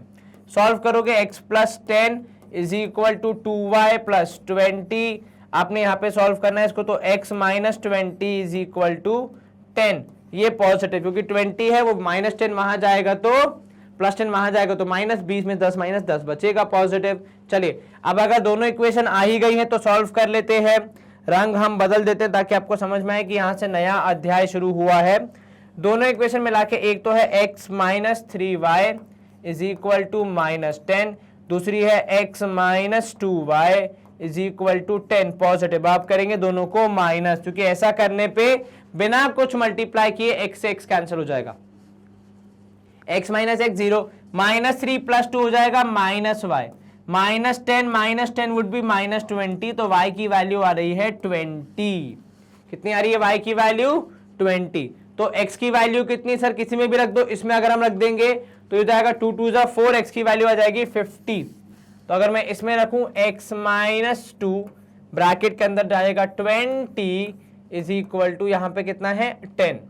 सॉल्व करेंगे आप, सॉल्व करना आसान है। x -40 equal to 10, x is equal to 50 के बराबर। मतलब जो दो एज दी है नूरी और किसकी, सोनू की, तो नूरी की एज है 50 ईयर और सोनू की एज है 20 साल। ठीक है, आप चाहें तो दोनों कंडीशन में रख के देख सकते हैं, आपका जवाब सही आएगा। 10 साल बाद क्या है भैया, 10 साल बाद उम्र बढ़ जाएगी तो सोनू की एज कितनी हो जाएगी, 10 साल बाद बढ़ के 20 की जगह हो जाएगी 30।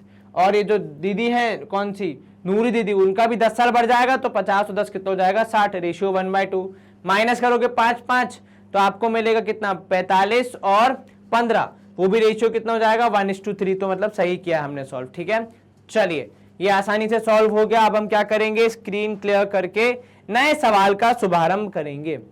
नया सवाल है सवाल नंबर 3, डिजिट्स के बारे में है ये, 2 डिजिट नंबर के बारे में। The sum of the digit, ठीक है, sum of digits of a 2 digit number is 9। ठीक है, also 9 times the number is twice the number obtained by reversing the order of the digits, find the number. Number find करने के लिए आपको क्या चाहिए, डिजिट चाहिए। तो let the digits be x and Y. ठीक है, जब आप एक्स और वाई को बोल रहे हैं डिजिट्स हैं, तो फिर उसके हिसाब से आपका काम होगा। सम ऑफ द डिजिट, दोनों डिजिट्स को ऐड करने पे 9 आता है, x plus y equal to 9। ठीक है, दूसरी चीज 9 टाइम्स द नंबर। तो सबसे पहले जब भी आपको डिजिट्स दी हो उससे नंबर कैसे बनाया जाता है, सर किसी भी नंबर के बनने के पीछे का सबसे बड़ा जो इनपुट होता है वो होता है प्लेस वैल्यू का, कि एक वैल्यू 1s प्लेस पे, एक वैल्यू 10s पे, एक 100s पे, ऐसे करके सो ऑन। अगर ये वैल्यू वाला चीज हम नहीं करेंगे तो सारी वैल्यूज पहली जगह पे जाके बैठ जाएंगी, क्योंकि सबसे पहले वही आता है। तो इसलिए आपने क्या किया, प्लेस वैल्यू किया। जैसे हमने देखा एग्जांपल के तौर पे 60, 70, 80, 90, 64, 82, एनी नंबर, उसमें पहला पार्ट हमेशा कैसा होता है, 0 वाला होता है। फॉर एग्जांपल 82, तो पहला part is 80 which is 8 into 0 plus 2। ऐसे 97, 9 इंटू 0 97, तो मतलब प्लस 7। तो वैसे यहां पे भी जो प्लेस वैल्यू है x की, उसके साथ जुड़ेगा आपका प्लेस वैल्यू का नंबर। और यहां पे 10x plus y, the 9 times this number, 9 times तो करना है। तो ये तो आपने नंबर निकाला, इसका 9 टाइम्स करना है, तो क्या करोगे, 9 से मल्टीप्लाई करोगे, तो 9 times the number is twice the number obtained, is twice the number obtained by reversing। तो रिवर्स करने पे कितना हो जाएगा, 10y प्लस x। जो भी व्यक्ति, जो भी नंबर कहां बैठ रहा है, पहली प्लेस पे बैठा है, उसके साथ y, उसके साथ क्या आएगा, 10 तो आएगा ही आएगा। ठीक है, चलो सॉल्व करें हम, तो हो जाएगा 90x plus 9y is equal to, यहां हो जाएगा 20y प्लस 2x। ठीक है, अब आप इसको सॉल्व करेंगे, 90 में से 20 माइनस, ठीक है, आपको क्या मिलेगा यहां पे इक्वेशन के रूप में, आपको यहां पे मिलेगा 90 माइनस 20, नहीं देखो अब यहां पे 90 में से 2x माइनस होगा, और यहां 20 में से 9 माइनस। सॉल्व करोगे, 90 में से 2 गया तो 88x, और यहां 90, यहां पे 20 में से 9 गया तो 11y। सॉल्व करोगे 8x, मतलब 8x is equal to y। आपने 11 के टेबल से क्या कर दिया, कैंसिल कर दिया। ठीक है, माइनस करने के बाद 8x इक्वल टू y, 1 आ गई। ठीक है, या फिर आप इसको अगर अच्छे से लिखेंगे तो दोनों इक्वेशंस क्या बनेगी, अगर मैं अलग पेन से लिखूं हाईलाइट करने के लिए, तो x plus y is equal to 9, ये एक इक्वेशन। दूसरी हो गई 8x minus y is equal to 0। अब आप इसको करेंगे प्लस, तो ये हो जाएगा 8 और एक 9x minus 0 equal to 9। x की वैल्यू आएगी 9/9, that is also equal to 1। अब अगर x की वैल्यू 1 है तो y की वैल्यू कितनी, तो सर ऊपर देखो इक्वेशन है, साफ साफ लिखी है।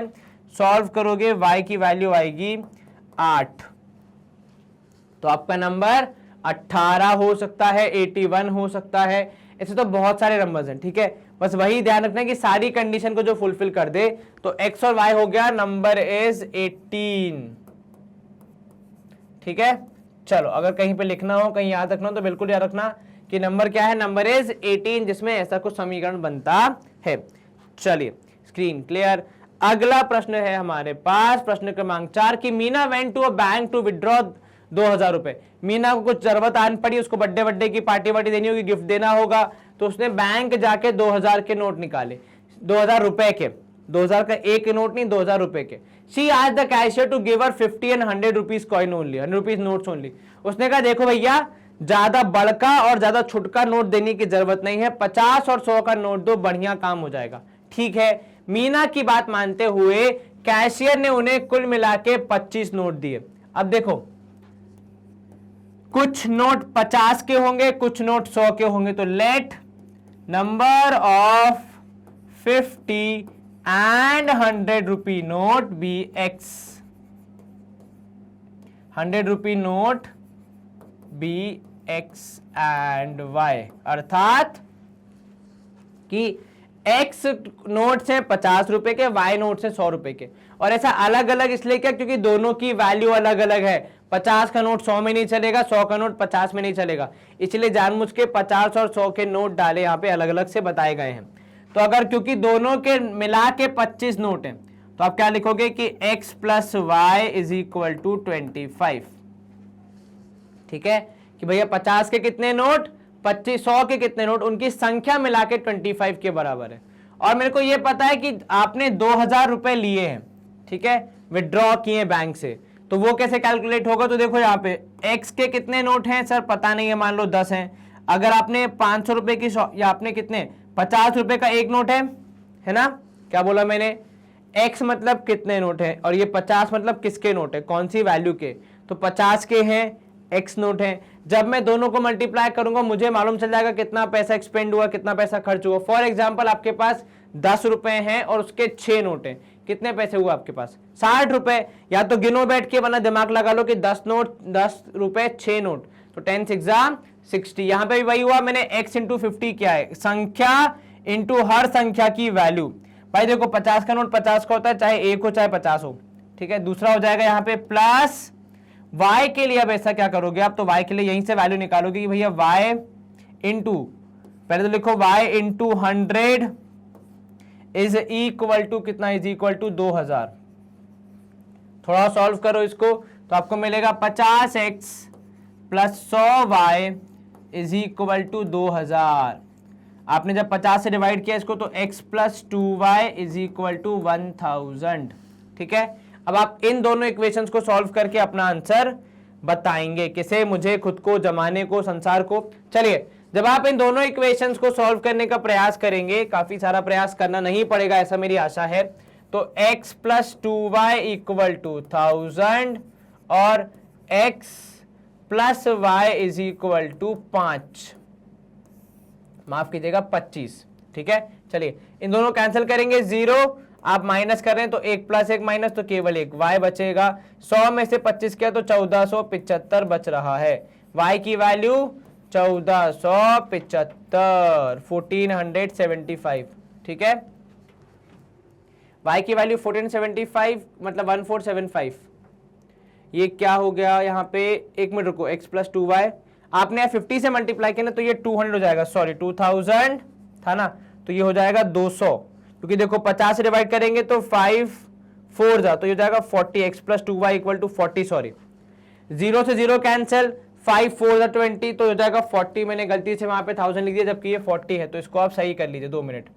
तो ये हो जाएगा 40 माइनस 25 मतलब 15, तो y के 15 नोट हैं, x के होंगे आपके पास 10 नोट, क्योंकि इसमें अगर आप सॉल्व करेंगे माइनस करेंगे x की वैल्यू आएगी 10 नोट। ठीक है, x की वैल्यू 10 नोट मतलब 50 रुपए के 10 नोट, तो कितने हो गए 500 रुपए। 100 रुपए के 15 नोट है, मतलब कितने हो गए 1500 रुपए। दोनों को आपने जोड़ा तो आएगा 2000, यस सर, तो मतलब सही है।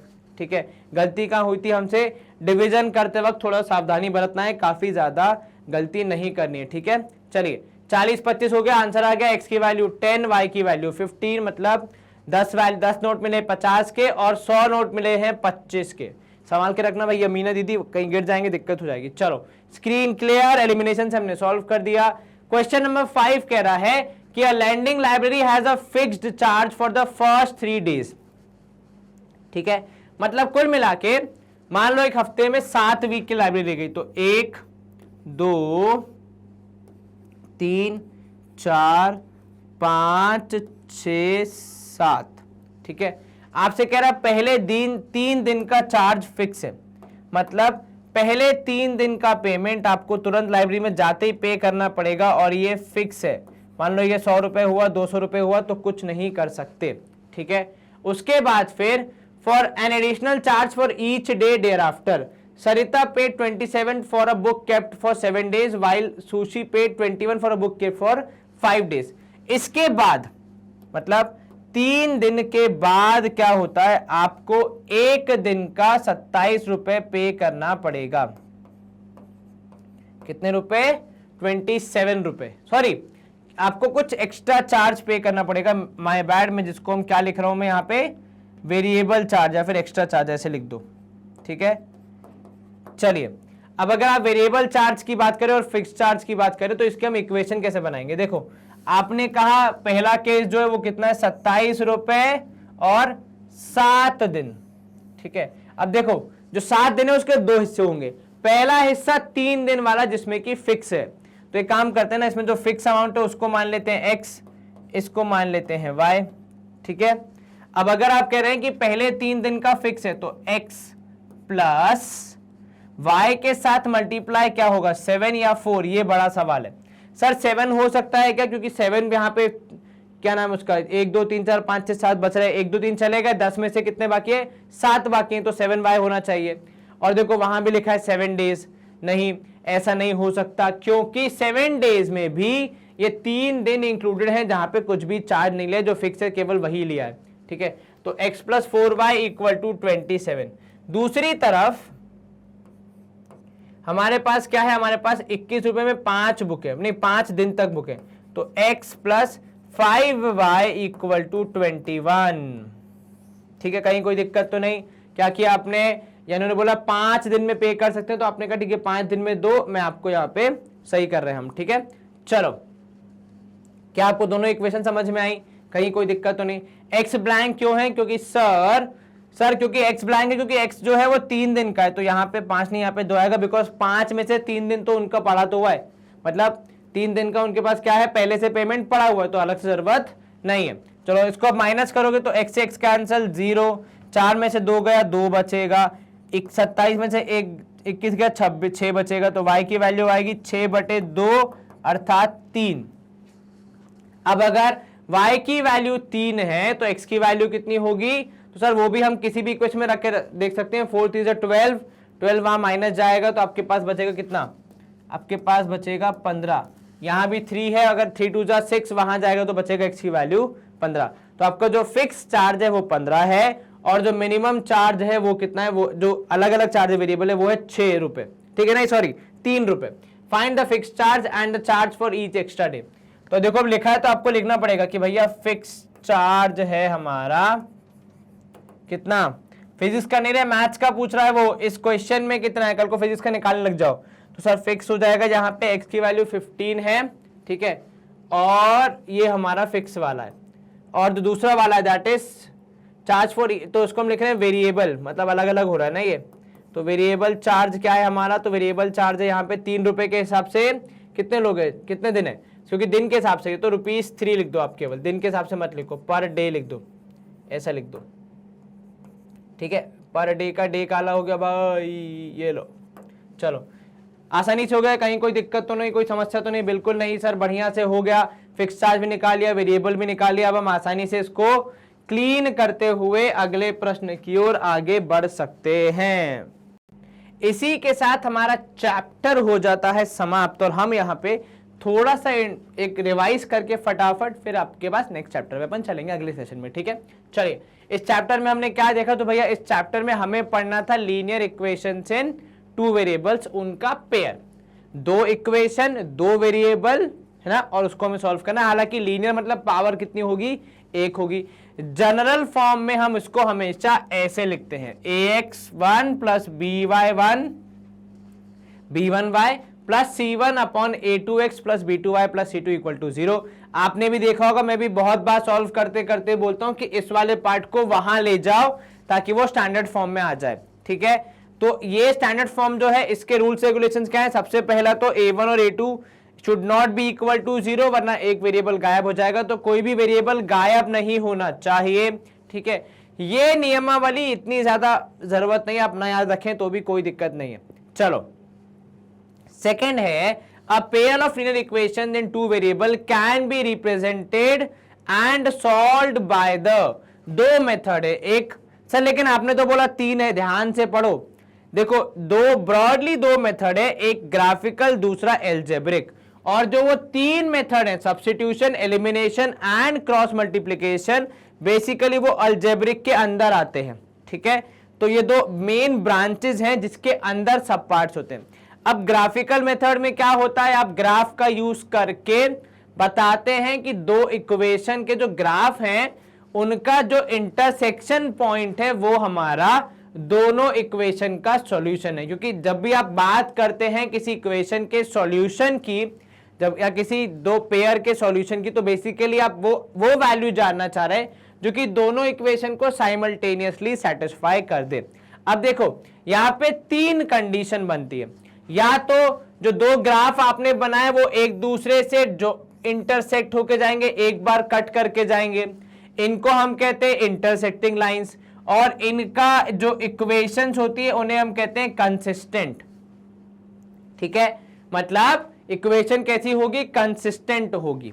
ठीक है, तो कंसिस्टेंट क्यों बोल रहे हैं हम, क्योंकि देखो कंसिस्टेंट वो होता है जो जवाब देता है, जो अपना कार्य करता है। ठीक है, तो जब इक्वेशन सॉल्व होकर आंसर दे रही है मतलब अपना कार्य कर रही है, मतलब वो कंसिस्टेंट है। तो इस केस में आपकी कंडीशन क्या बनती है कि a1 by a2 is not equal to b1 by b2।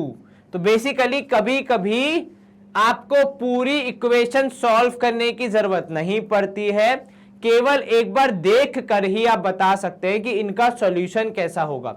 ठीक है, तो सॉल्यूशन देखो तीन तरह के हो सकते हैं, या तो केवल एक होगा यूनिक, या फिर बिल्कुल नहीं होगा जिसमें लाइंस बिल्कुल भी एक दूसरे से इंटरसेक्ट नहीं करेंगी ग्राफ बनाने के बाद।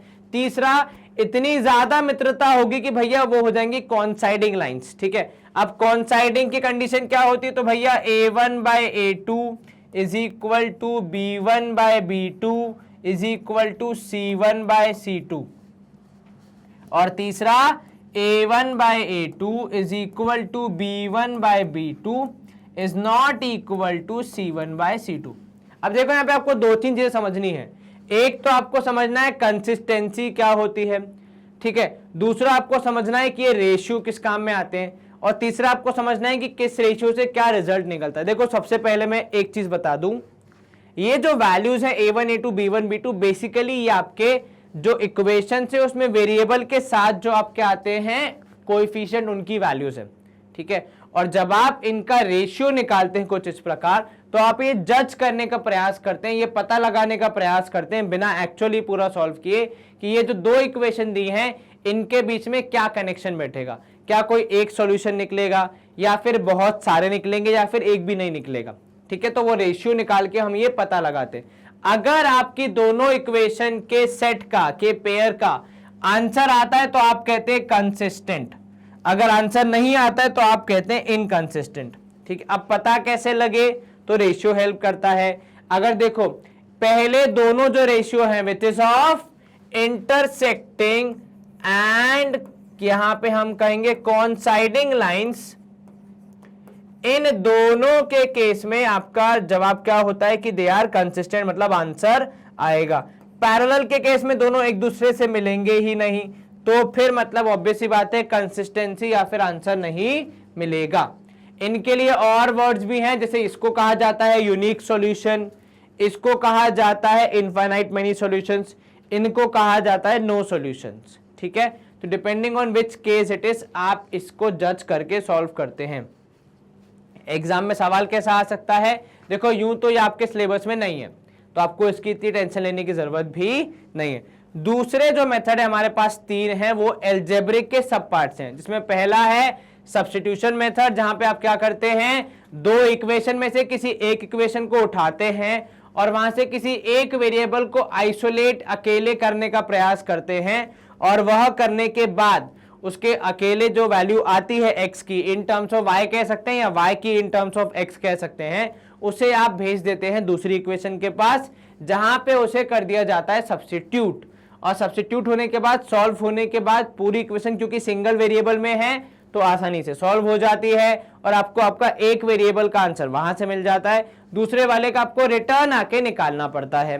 दूसरा होता है एलिमिनेशन मेथड, जहां पे आप क्या करते हैं, एलिमिनेशन का मतलब होता है कहीं से बाहर निकाल दिया जाना, तो यहां पे भी हम दो इक्वेशन में से एक वेरिएबल को बाहर निकाल देते हैं। सर हम पहले वाले में भी तो यही करते हैं, लेकिन तरीका अलग होता है, बेसिकली उसमें थोड़ा अलग तरीके से बाहर निकाला जाता है, एक वेरिएबल में कन्वर्ट किया जाता है, यहाँ पे तरीका थोड़ा अलग है। यहाँ पे x और y के कोएफिशिएंट को जज करके, चीजों को मल्टीप्लाई करके, मतलब एडिशनल फैक्टर को मल्टीप्लाई करके इक्वेशंस को ऐसे फॉर्म में लाया जाता है जहां पे कम से कम एक वेरिएबल और उसका कोएफिशिएंट दोनों दूसरे इक्वेशन के एक वेरिएबल और उसके कोएफिशिएंट के बराबर हों, ताकि उसमें एडिशन सब्ट्रैक्शन करके हम किसी एक को गायब कर सके और फिर in the end final answer निकाल पाए। तीसरा है क्रॉस मल्टीप्लिकेशन मेथड, जो कि आपके सिलेबस में नहीं है। अगर आप कभी पढ़ना चाहें तो इसे बिल्कुल पढ़ सकते हैं, आपके काम में आएगा जीवन में। ये होता है रामबाण इलाज, जब कुछ भी समझ में ना आए कि क्या कॉमन निकलेगा, कैसे कैंसिल होगा, कौन किसकी जगह लेगा, तब आप इस मेथड को यूज करते हैं, मतलब करते थे पुराने जमाने में, अभी पिछले जमाने से नहीं कर रहे हैं। तो फिर आप क्या करोगे, क्रॉस मल्टीप्लिकेशन करके वैल्यूज रख के अपने आप आंसर निकल जाएगा। वो तरीका अलग है, थोड़ा मेहनत भी लगता है और कई बार गलती भी हो जाती है, लेकिन अब अगर आपके सिलेबस में नहीं है तो आपके लिए ये एक अच्छी बात ही कही जाएगी। चलिए, इसी के साथ हम आ गए हैं सेशन के एंड की तरफ। तो मेरे प्यारे मित्रों, कक्षा 10वीं गणित की हम जो मैथ्स पढ़ रहे हैं उसे पढ़ने के आपके पास 3 साधन है, यूट्यूब, वेबसाइट या फिर ऐप। वेबसाइट आप में से काफी लोग यूज कर रहे होंगे, लेकिन यहाँ पे मैं एक छोटा सा और रिहर्सल करवा दूं आपको कि वेबसाइट कैसे यूज करते हैं और क्यों करनी चाहिए। तो देखो, सबसे पहले आप गूगल पे जाओ, आराम से टाइप करो magnetbrains.com, आपको हमारी वेबसाइट मिल जाएगी। क्लास देखो, सीबीएसई K to 12 मतलब किंडरगार्टन से 12 तक का सारा यहाँ पे आपको इंग्लिश कंटेंट मिल जाएगा। नीचे हिंदी कंटेंट भी है अलग अलग बोर्ड्स का, तो आप उसको भी देख सकते हैं। कक्षा 10वीं पढ़नी है आपको, 10वीं के टैब पे क्लिक करें। जैसे ही आप 10वीं के टैब पे क्लिक करेंगे, 10th क्लास के सारे सब्जेक्ट्स के सारे टीचर्स यहाँ पे देखिए। फिजिक्स के विभूति मैम के 3 यहाँ पे आ गए। मैथ्स के देखो 1 2 3 हमने बराबर ही करी, लेकिन हम कैसे लोगे, हम मैथ्स वाले थोड़े ऐसे लोगे कि झगड़ा नहीं करते, तो हमने सबको मौका दिया। देखो, अभिषेक सर है, गौरव सर है, मैं हूँ, यहाँ पे सलोनी मैम भी हैं। उसके बाद हिंदी का भी कंटेंट है, संस्कृत का भी है, सारा कंटेंट आपको एक जगह पे मिल जाएगा। बस आपको टीचर के नाम के और शक्ल के आगे वॉच नाउ के टैब पे क्लिक करना है। जैसे ही आप वॉच नाउ के टैब पे क्लिक करोगे, चैप्टर वाइज आपको लिस्ट मिल जाती है, किस चैप्टर में कितने लेक्चर्स एडेड हैं, किस लेक्चर में क्या पढ़ाया गया है, आपको उसकी पूरी डिटेल्ड जानकारी यहाँ पे मिल जाती है। And with this we come to the end of our session. हमारे आज के सेशन में हमने लीनियर इक्वेशन इन 2 वेरिएबल्स को समाप्त किया by studying another important method that is called elimination method। आपने क्या करना है, अब आपने अब छोटा सा होमवर्क करना है कि सारे क्वेश्चंस को एक बार दोबारा प्रैक्टिस करना है। चैनल को लाइक, सब्सक्राइब एंड शेयर करना है, क्योंकि मैग्नेट ब्रेन्स का जो 100% फ्री क्लास है from kindergarten to class 12th आपके सपोर्ट के बिना थोड़ा सा अधूरा है। आपका सपोर्ट, आपकी शेयरिंग, दूसरों से हमारी चर्चा करना बहुत जरूरी है। अपना ध्यान रखें, अच्छे से पढ़ाई करें। Stay home, stay safe, take care, bye bye, good day, see you soon. नमस्ते।